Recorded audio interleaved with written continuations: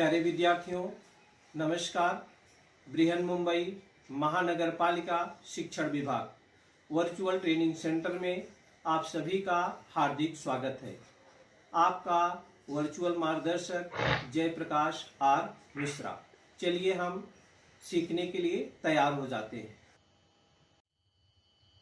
आज हम लोग कक्षा 9वीं विषय है अपना विज्ञान और प्रौद्योगिकी, जिसको हम साइंस एंड टेक्नोलॉजी बोलते हैं। प्रकरण अपना है प्रकाश का परावर्तन भाग 3। प्रकाश के परावर्तन भाग 3 में हम लोग क्या क्या सीखेंगे बच्चों। प्रकाश के परावर्तन में दर्पण और दर्पण के प्रकार, इसको हम लोगों ने पहले वीडियो में सीखा था। इसके बाद गोली दर्पण और उसके द्वारा प्राप्त होने वाले प्रतिबिंब के बारे में सीखा था।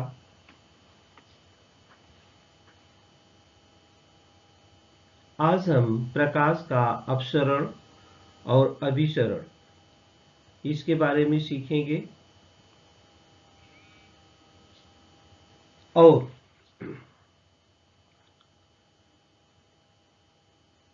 दर्पण सूत्र और गोली दर्पण के होने वाला आवर्धन, और दर्पण सूत्र के आधार पर कुछ हम प्रश्न भी हल करने वाले हैं।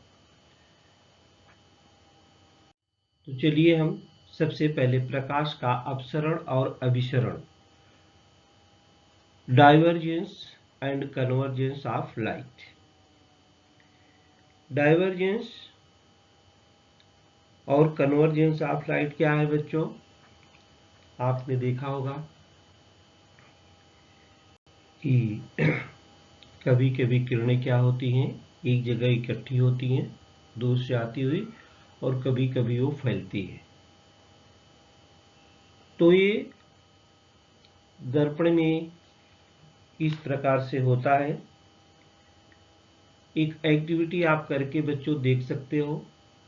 आपके घर में माचिस होगी और माचिस की डिब्बी में से आप ये 5 तीलियां ले लो। 5 तीलियां लेने के बाद अब एक बिंदु तो साफ सुथरा रहता है, दूसरे बिंदु पर जो है केमिकल लगा रहता है। तो केमिकल वाले भाग को देखिए यहाँ पर अलग अलग करके रखते हैं, उसके दूसरे भाग को एक जगह रख के कहते हैं ये होता है अपसरण। और ये दूसरा भाग क्या होता है, इसको क्या बोलते हैं? अभिसरण। अपसरण फैलता हुआ, अभिसरण इकट्ठा होता हुआ दिख रहा है। तो आपने जो दर्पण पढ़ा है अवतल दर्पण, अवतल दर्पण को अभिसारी दर्पण भी कहते हैं। ये देखिए, ये डाइवर्जिंग लेंस अवतल दर्पण है, कॉनकेव लेंस दिखते हैं। एक किरणों को क्या करती है? फैलाती है। किरणों को क्या करती है? फैलाती है, डाइवर्जिंग। और कन्वर्जिंग कॉन्वेक्स लेंस आप दे रहे हैं, किरणों को इकट्ठा करती है। तो कॉनकेव लेंस माने अवतल दर्पण और कॉन्वेक्स लेंस माने उत्तल दर्पण। तो अवतल दर्पण द्वारा वस्तु की दर्पण से दूरी के अनुसार मूल वस्तु से बड़ा या छोटा प्रतिबिंब जो होता है वो निर्मित होता है। और मुख्य अक्ष के समानांतर आने वाली किरणें उत्तल दर्पण द्वारा परावर्तित होने के उपरांत अपसरित होती हैं। इसलिए इस दर्शन को हम अपसारी दर्पण भी कहते हैं। अब अवतल दर्पण और उत्तल दर्पण के द्वारा कैसे होता है ये हम आपको दिखाते हैं। ये देखिए, अवतल दर्पण को अभिसारी दर्पण भी कहते हैं, क्योंकि मुख्य अक्ष के समानांतर आने वाली किरणें अवतल दर्पण से परावर्तन के उपरांत एक बिंदु पर अपसरित होती हैं। यहाँ देखिए, किरणें एक बिंदु पर क्या होती है? अपसरित होती हैं। और अवतल दर्पण द्वारा वस्तु की दर्पण से दूरी के अनुसार मूल वस्तु से बड़ा या छोटा प्रतिबिंब निर्मित होता है। यह मुख्य अक्ष के समानांतर आने वाली किरणें उत्तल दर्पण द्वारा परावर्तित होने के पश्चात ये क्या होती है, अपसरित होती है। ये देखिए, इसलिए इस दर्पण का अभिसारी दर्पण कहते हैं। उत्तल दर्पण द्वारा वस्तु के मूल आकार से छोटा प्रतिबिंब निर्मित होता है। इस प्रकार से ये अपसारी और अभिसारी के आधार पर हम कॉनकेव लेंस और कॉन्वेक्स लेंस को पहचान सकते हैं कि कॉनकेव लेंस कौन सा है और कॉन्वेक्स लेंस कौन सा है। किस गुण के कारण बच्चों, ये डाइवर्जेंस और कन्वर्जेंस के आधार पर। अवतल दर्पण के गुणधर्म क्या है, उसके उपयोग हम कहाँ कहाँ करते हैं बच्चों। तो अवतल दर्पण आप बाल कटाने जाते हैं केश कर्तनालय सैलून में, दांतों के दवाखाने में हम अवतल दर्पण का उपयोग करते हैं। ये देखिए, ये है डेंटिस्ट, आपके दांत के अंदर के भाग को बड़ा देखने के लिए देखिए किरणें डालता है। ये दर्पण जो उसमें लगा रहता है अवतल दर्पण है। और आप सैलून में बाल कटाने के लिए जाते हैं तो आपके सामने जो दर्पण रहता है वो अवतल दर्पण ही होता है। तो दर्पण के ध्रुव और नाभि के बीच वस्तु रखने पर वस्तु का सीधा, आभासी और अधिक बड़ा प्रतिबिंब प्राप्त होता है। और इसके उपयोग कहाँ कहाँ हैं, बैटरी और वाहनों के हेडलाइट में, जो भी गाड़ियां चलती हैं उनको हेडलाइट में जो होता है वह अवतल दर्पण का उपयोग होता है। ये देखिए आप, तो प्रकाश स्रोत को नाभि के पास रखने पर प्रकाश का समांतर पुंज जो होता है वो प्राप्त होता है, जो आप चित्र में देख रहे हैं। फ्लड लाइट में भी प्रकाश स्रोत को अवतल दर्पण के वक्रता केंद्र से थोड़ा परे रखने पर तीव्र प्रकाश पुंज प्राप्त होता है। फ्लड लाइट, ये देखिए फ्लड लाइट है, इसमें भी अवतल दर्पण का उपयोग किया जाता है।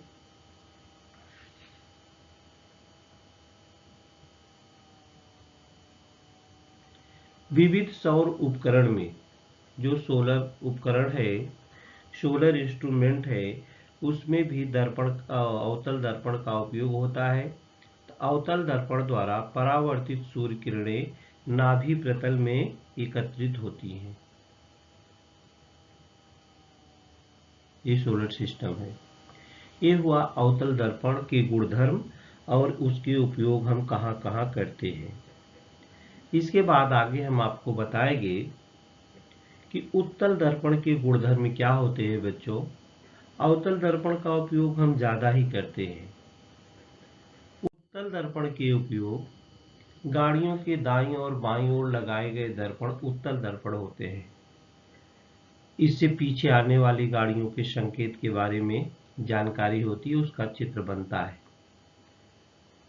तो उत्तल दर्पण द्वारा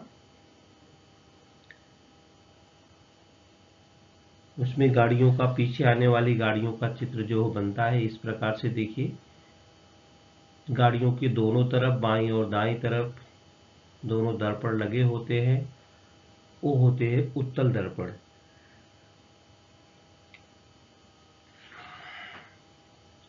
बड़े उत्तल दर्पण द्वार पर चौराहे में लगाए जाते हैं। चौराहे पर जो लाइटें लगाई जाती हैं वो भी जो होते हैं उसमें का भी प्रयोग ये उत्तल दर्पण का होता है। आगे है बच्चों कार्टेशियन चिन्ह संकेत। तो माने किस तरफ दूरी जो होती है वो धनात्मक होती है, किस तरफ ऋणात्मक होती है। तो कार्टियन चिन्ह परिपाटी के अनुसार ये देखिए, आप यहाँ पर ये मिरर देख रहे हैं, इसके अक्ष है, इसको हम राइट से, ये बाईं ओर की दूरी है और ये भी बाईं ओर की दूरी है इसकी। ये दाईं ओर की दूरी है सारी, ये दाईं ओर की दूरी है रेड हैंड साइड की है, ये लेफ्ट हैंड साइड की है। ये दर्पण है, आप देख रहे हैं। तो जो बाईं ओर की दूरी होती है, ये देखिए बाईं ओर की दूरी जो होती है दर्पण से, वो पॉजिटिव डिस्टेंस होती है, और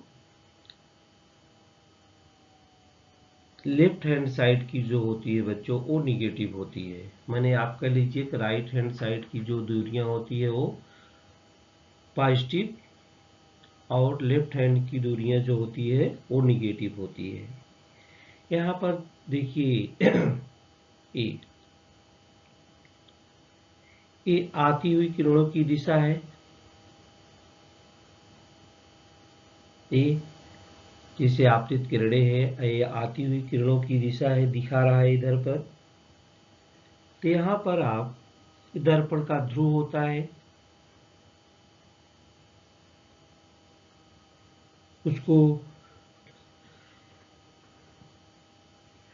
मूल बिंदु उसको मूल बिंदु जो होता है माना जाता है। दर्पण के मुख्य अक्ष को निर्देशांक पद्धति के अनुसार देखिए, यहाँ पर एक्स एक्सिस है और ये वाई एक्सिस है, एक्स एक्सिस है और ये वाई एक्सिस है।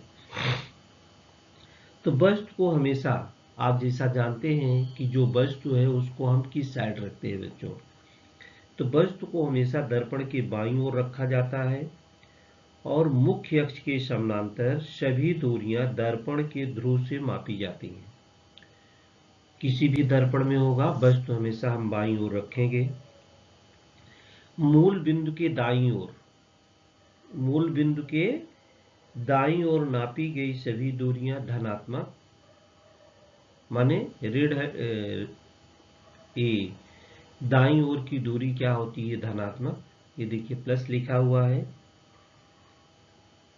और बाईं ओर की नापी गई सभी दूरियां क्या होती है ऋणात्मक होती हैं। मुख्य अक्ष के लंबवत तथा ऊपर की ओर मापी गई दूरियां धनात्मक होती हैं। ऊपर की ओर मापी गई दूरियां क्या होती है धनात्मक, ये देखिए दिख रहा है। और मुख्य अक्ष के लंबवत तथा नीचे की ओर दूरियां ऋणात्मक होती हैं। अवतल दर्पण का नाभ्यंतर ऋणात्मक और उत्तल दर्पण का नाभ्यंतर धनात्मक होता है। तो बच्चों आप लोग ये अगर ध्यान रखेंगे इसका चिन्ह, तो आपको जो सवाल है आगे मिरर का आएगा, दर्पण सूत्र हम आपको बताएंगे, उसमें बहुत ही महत्वपूर्ण है निशान कि कहाँ से आप धातु प्लस है और कहाँ पर माइनस है। ये देखिए दर्पण का सूत्र है, इसको मिरर फार्मूला बोलते हैं बच्चों। आपको अभी हमने बताया कि कार्तीय चिन्ह परिपाटी के अनुसार दूरियां हम नापते हैं। तो दर्पण के बाईं ओर की दूरियां ऋणात्मक, ऊर्ध्व दूरी धनात्मक, अधो दूरी ऋणात्मक, और दाईं ओर की दूरियां धनात्मक होती हैं। इसमें बच्चों हमें वस्तु की दूरी, प्रतिबिंब की दूरी और नाभ्यंतर के बारे में जानकारी हम करते हैं। वस्तु की ध्रुव से दूरी को वस्तु की दूरी u कहते हैं। ये देखिए यहाँ पर हम आपको एक चित्र, ये फार्मूला है 1/f बराबर 1/v प्लस 1/u। यहाँ पर बच्चों चित्र में आप देख रहे हैं कि वस्तु की ध्रुव से दूरी की वस्तु की दूरी u, ये देखिए u, ये ऑब्जेक्ट है, वस्तु है, यहाँ पर रखते हैं, तो यहाँ से यहाँ तक ये दूरी u कहलाती है। यहाँ से यहाँ तक की दूरी क्या कहलाती है u। तो वस्तु की ध्रुव से दूरी को वस्तु की दूरी कहते हैं, उसको u से लिखते हैं। प्रतिबिंब की ध्रुव से दूरी को, ये देखिए यहाँ पर ये प्रतिबिंब है, यहाँ पर प्रतिबिंब बन रहा है इमेज, तो यहाँ से यहाँ तक की दूरी जो होती है ये, इसको v से हम प्रकट करते हैं। इसको कहाँ से प्रकट करते हैं बच्चों? v से प्रकट करते हैं। वस्तु दूरी प्रतिबिंब दूरी और न्याभांतर के बीच वस्तु दूरी u, प्रतिबिंब दूरी v और नाभ्यांतर f के बीच जो सूत्र स्थापित होता है, जो संबंध स्थापित होता है, उसको हम दर्पण सूत्र कहते हैं। यह सूत्र सभी परिस्थितियों में सभी गोली दर्पण के लिए वस्तु के सभी स्थानों के लिए उपयुक्त होता है। तो 1/f बराबर 1/v प्लस 1/u, ये सूत्र है। v क्या है? प्रतिबिंब की दूरी है। u क्या है? वस्तु की दूरी है। और f क्या है? नाभ्यांतर है। f क्या है? नाभ्यांतर है। तो इस सूत्र आप लोग याद रखेंगे, 1/f बराबर 1/v प्लस 1/u। इसके साथ जो कार्टेशियन चिन्ह परिपाटी बताई गई है कि दर्पण के दाहिनी ओर धनात्मक दूरी, बाईं ओर ऋणात्मक दूरी, x एक्सिस और y एक्सिस का भी आपको ध्यान देना है। तो आप सवाल जो पूछा जाएगा उसको आप आसानी से हल कर सकते हैं। आगे हम आपको गोली दर्पण द्वारा होने वाला आवर्धन, magnification due to spherical mirror द्वारा कैसे होता है उसके बारे में जानकारी देंगे। तो बच्चों, जो चित्र बनता है इमेज, ये देखिए गोली दर्पण द्वारा होने वाला आवर्धन नियम। गोली दर्पण द्वारा होने वाले आवर्धन को जो प्रतिबिंब की ऊंचाई होती है और जो वस्तु की ऊंचाई होने वाले हैं उसके अनुपात द्वारा हम दर्शाते हैं। किसकी ऊंचाई बच्चों? प्रतिबिंब की ऊंचाई को हम h2 से लिखते हैं और जो वस्तु की ऊंचाई होती है उसको हम h1 से लिखते हैं। यहाँ देखिए ये मैग्निफिकेशन है, तो मिरर का फार्मूला क्या है? ये दोनों गोली दर्पण के लिए उपयोग में आता है, चाहे उसमें कॉनकेव मिरर हो और चाहे वो कॉन्वेक्स मिरर हो, चाहे अवतल दर्पण हो चाहे उत्तल दर्पण हो। 1/v बराबर 1/u, 1/v प्लस 1/u बराबर 1/f, इसको हमने अभी पढ़ा था, ये मिरर का सूत्र है। मैग्निफिकेशन बराबर होता है m बराबर होता है height of image. Height of image को हम h2 से लिखते हैं और हाइट ऑफ ऑब्जेक्ट को हम h1 से लिखते हैं। तो इमेज की दूरी जो होती है वो माइनस होती है बच्चों, ऋण v होती है, और ये हाइट ऑफ ऑब्जेक्ट को u होता है और मैग्निफिकेशन को हम m से लिखते हैं। तो m बराबर ऋण v/u, माने आवर्धन बराबर होता है प्रतिबिंब की ऊंचाई बटे वस्तु की ऊंचाई, मैग्निफिकेशन ऑफ मिरर। ये देखिए यहाँ पर साफ साफ लिखा गया है बच्चों कि magnification for spherical mirror is the ratio of the height of the image to the height of the object। Magnification जिसको हम कैपिटल M से लिखते हैं, हाइट ऑफ इमेज बटे हाइट ऑफ द ऑब्जेक्ट। यहाँ पर S' और S0 लिखा होगा, कुछ भी आप नाम तो दे सकते हैं। तो मैग्निफिकेशन M बराबर क्या होता है? Height of image, height of image S' इसमें लिखा है, आप चाहे S2 H1 भी लिख सकते हैं, और height of the object H0 लिखा है, तो बराबर हो गया ऋण v/u। आप इसको ध्यान रखेंगे सूत्र। तो आपने दो सूत्र यहाँ पर सीखा है, एक मिरर का फार्मूला सीखा है 1/v प्लस 1/u बराबर 1/f, और दूसरा जो है आवर्धन का फार्मूला हम लोगों ने सीखा है, आवर्धन बराबर होता है प्रतिबिंब की ऊंचाई बटे वस्तु की ऊंचाई। कैपिटल एम बराबर ऋण वी बटे यू, या अगर हम प्रतिबिंब को H2 में लिखते हैं और वस्तु की ऊंचाई को हम H1 में भी लिखते हैं। किसी भी प्रकार आप कुछ भी नाम दे के लिख सकते हैं। माने एम बराबर हाइट ऑफ द इमेज, प्रतिबिंब की ऊंचाई बटे होता है वस्तु की ऊंचाई, और चिन्ह इसमें क्या लगता है, माइनस लगता है बच्चों। तो मैग्निफिकेशन जिसको हम आवर्धन बोलते हैं, आवर्धन बराबर ऋण v बटे u।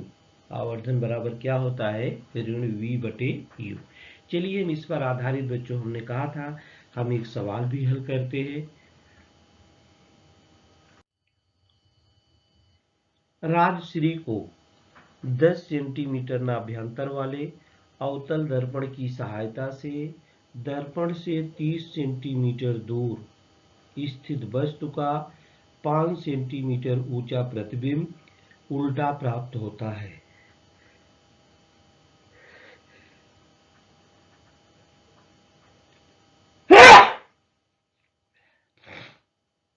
उसे पर्दा दर्पण से कितनी दूरी पर रखना होगा तथा उसने प्राप्त किए प्रतिबिंब का स्वरूप और वस्तु का आकार कैसा होगा। तो बच्चों यहाँ पर ये नाभ्यंतर दिया है 10 सेंटीमीटर। नाभ्यंतर को F से लिखते हैं और एक इसमें होगा प्लस माइनस, आप यहाँ पर ध्यान देते रहिए, ये माइनस होगा। तो नाभ्यंतर F बराबर हम लिख सकते हैं ऋण 10 सेंटीमीटर। वस्तु की दूरी है, ये दर्पण से 30 सेंटीमीटर दूर है स्थित वस्तु, तो U बराबर ऋण 30 सेंटीमीटर हो जाएगा।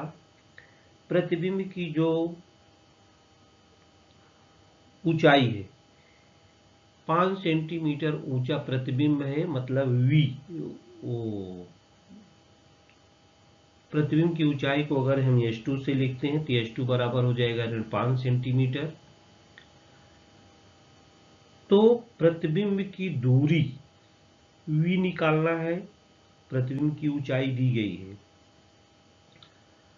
और वस्तु की भी ऊंचाई मालूम करना है, वस्तु की ऊंचाई H1 मालूम करना है, और उसके साथ साथ ये भी बताना है कि प्रतिबिंब का स्वरूप और वस्तु का आकार कैसा होगा। तो बच्चों हम सवाल को हल करते समय सबसे पहले शाब्दिक प्रश्न दिए रहते हैं, उसको हम पढ़ते हैं, और जो भी दत्त रहता है उसको हम, माने क्या क्या दिया रहेगा, F दिया रहेगा, V दिया रहेगा, U दिया रहेगा, H1 H2, और इसमें से कुछ नहीं दिया रहेगा उसको मालूम भी करना पड़ेगा। तो आपने दर्पण का सूत्र पढ़ा है कि 1/V प्लस 1/U बराबर 1/F के, इसमें रख करके हम मान निकाल लेंगे। तो हमको U दिया है, F दिया है, तो V की गणना हम कर सकते हैं। आवर्धन निकालते समय M बराबर H2/H1 होता है, माने ऋण V/U होता है। जब हम V निकाल लेंगे और U दोनों मालूम हो जाएगा तो M की भी गणना हम आसानी से कर सकते हैं। तो सबसे पहले क्या क्या दत्त रहता है उसको हम एक नज़र डाल लेते हैं बच्चों। तो चलिए हम दत्त क्या क्या उसको हम लिख लेते हैं। देखिए दत्त है नाभ्यंतर F बराबर ऋण 10 सेंटीमीटर। आप प्लस माइनस का ध्यान अवश्य रखना बच्चों। वस्तु की दूरी U बराबर ऋण 30 सेंटीमीटर। प्रतिबिंब की ऊंचाई H2 बराबर ऋण 5 सेंटीमीटर। प्रतिबिंब की दूरी V मालूम करना है और वस्तु की ऊंचाई H1 मालूम करना है कि कितनी होगी। अब दर्पण का सूत्र आप लिख सकते हैं 1/V प्लस 1/U बराबर 1/F के बराबर। अब इसमें आप मान रखिए, V का मान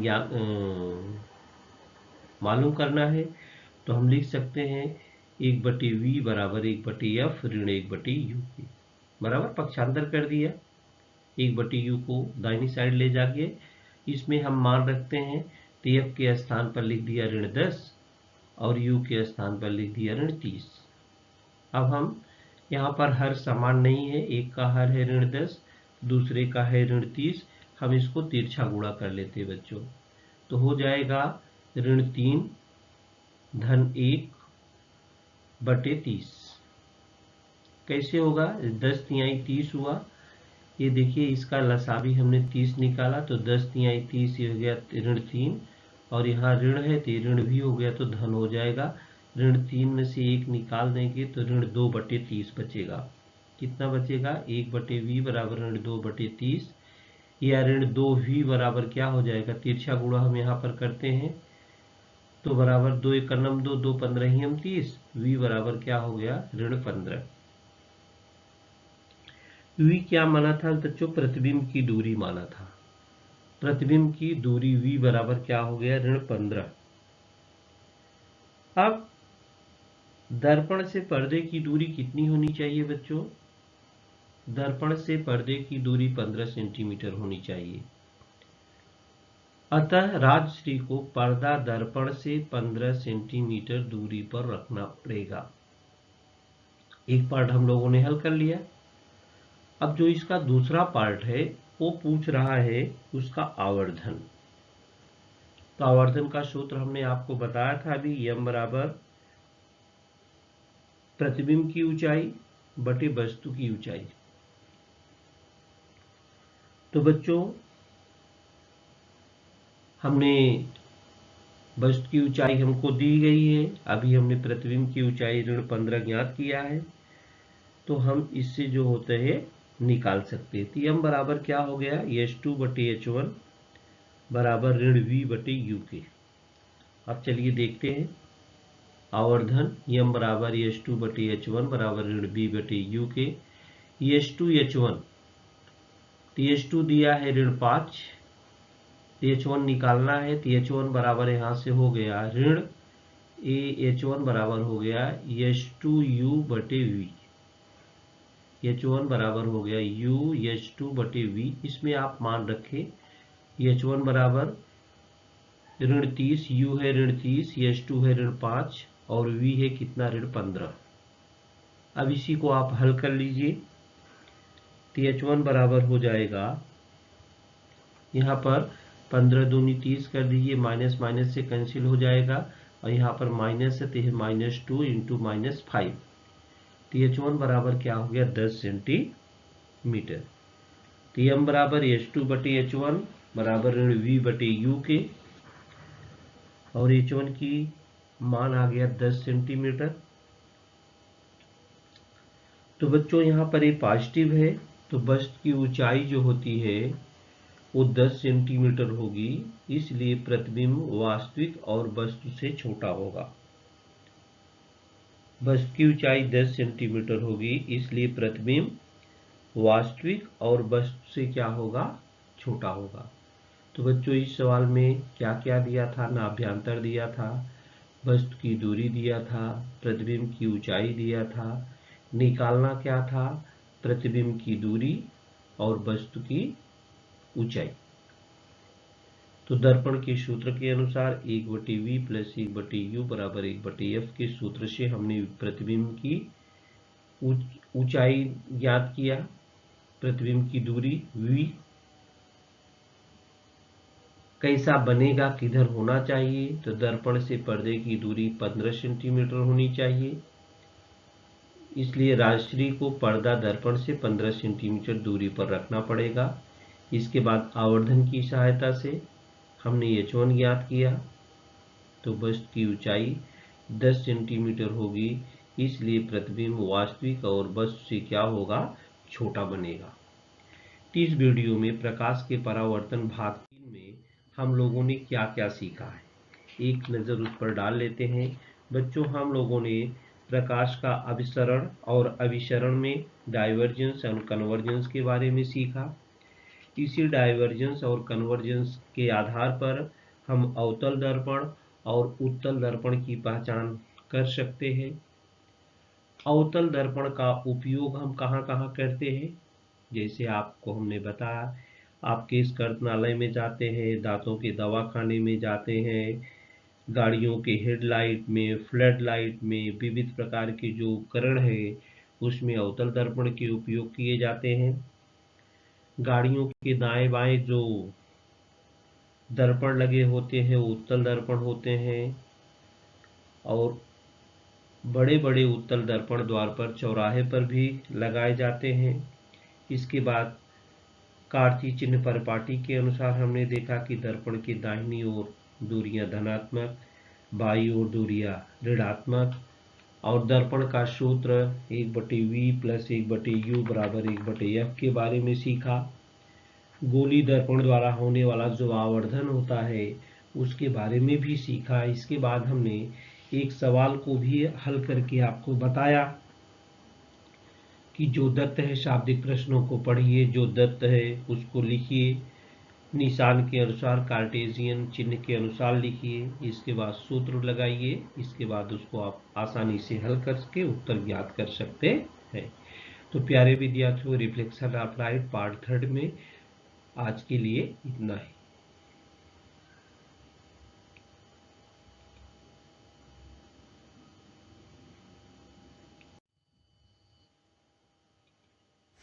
प्यारे विद्यार्थियों, हमने जो आज सीखा, हमें पूर्ण विश्वास है आप उसको अच्छी तरह से सीख चुके हैं और उसका आप अच्छी तरह से अभ्यास भी करेंगे। आज के लिए इतना ही। धन्यवाद।